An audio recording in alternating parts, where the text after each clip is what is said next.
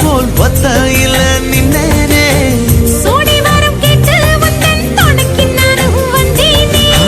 ஒதுக்கப்பட்ட கல்லு இவன் மூலக்கல்ல ஆகிடத்தான் காதல் என்னும் பூழி வச்சு உடைச்சேன்